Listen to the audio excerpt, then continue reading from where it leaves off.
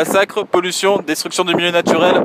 Aujourd'hui, la pêche reste encore un enjeu majeur de notre société de consommation. Tous les acteurs sont concernés, pêcheurs, distributeurs et consommateurs. Comme vous pouvez le constater ici dans la baie, le Charles de Gaulle veille au grain. Je me trouve actuellement au milieu de la baie de Tamaris. Donc, comme vous pouvez le constater, la ferme aquacole se situe à quelques mètres derrière moi. Aujourd'hui, à cause des conditions climatiques et météorologiques, il est impossible pour les bateaux d'aller pêcher. Donc, comme vous pouvez le constater, ils sont tous à quai. C'est un court répit pour les poissons, car demain l'activité reprendra. Une enquête de ce qu'est ma production.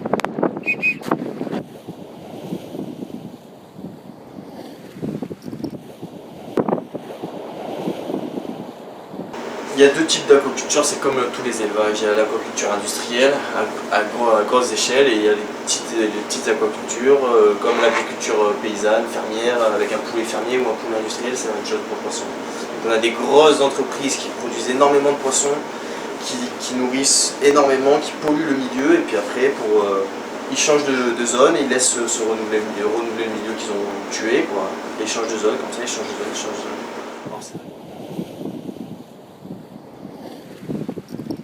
Alors l'aquaculture biologique, c'est une aquaculture qui répond à des chartes précises sur la densité des poissons, l'alimentation, qui est une alimentation avec des produits qui n'ont pas été soumis à des pollutions OGM ou autres, des pollutions de pesticides. Il y a les hormones, l'utilisation des hormones de croissance, des traitements antibiotiques, tout ce genre de production qui est limité par rapport à la charte bio et aux normes.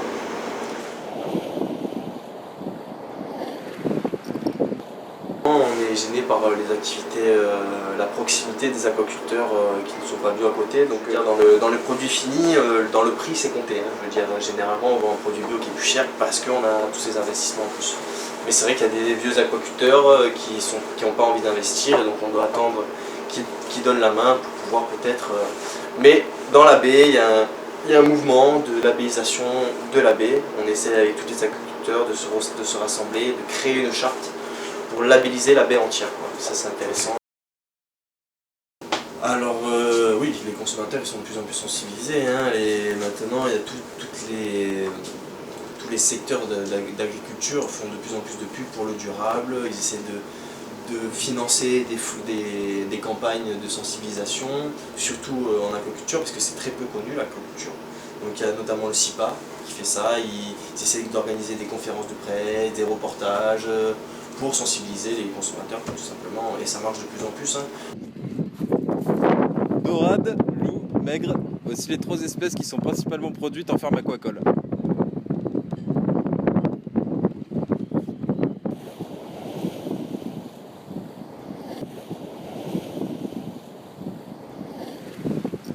Au cœur du réseau de distribution, les supermarchés jouent un rôle capital. Intermarché est la seule enseigne française à posséder sa propre flotte de bateaux. Nous allons maintenant rencontrer Patricia, responsable marée chez Intermarché. Alors, Patricia. Oui. D'où viennent ces différents produits? Alors, ils viennent une partie de la base Intermarché, la Scamer, d'accord. Et après, d'autres produits qu'on va aller chercher en direct chez des fournisseurs directs, qu'on appelle fournisseurs directs. Quel type de consommateur vous visez avec ce genre de produits? Tous. Les produits, la personne qui veut se faire plaisir va prendre, je sais pas moi, une dorade pêchée, un petit Saint-Pierre s'il n'est pas trop cher. Il va prendre de la sardine. Maintenant, après, il y a la personne qui va pas regarder le prix, qui va prendre un bar de ligne, qui va prendre une dorade pêchée de Méditerranée, qui va se faire plaisir tout simplement, qui va pas regarder le prix parce qu'il aime le poisson et parce qu'il a les moyens de l'acheter surtout, quoi. Alors, comment contrôlez-vous la traçabilité ici à Intermarché? Déjà, c'est pas nous qui la contrôlons, on vient nous la contrôler. Hein. Nous maintenant on a obligation d'avoir le balisage avec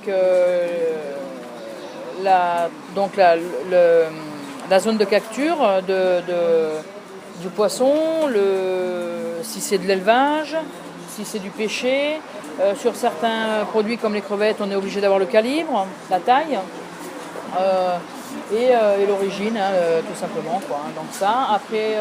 qu'est-ce qu'on a? On a la température, de prendre la température à cœur, hein, le cahier de traçabilité à remplir tous les jours avec les températures, l'arrivage, le nettoyage du rayon, du frigo, du labo, et les températures du rayon LS, si rayon LS il y a, quoi. Voilà.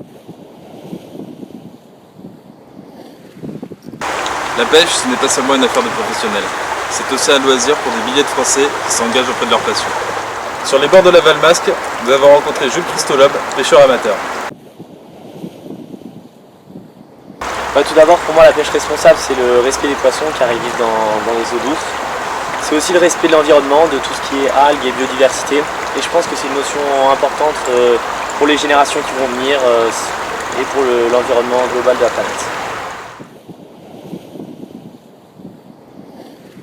Personnellement, je me trouve assez sensibilisé de par la pratique de la pêche que j'ai.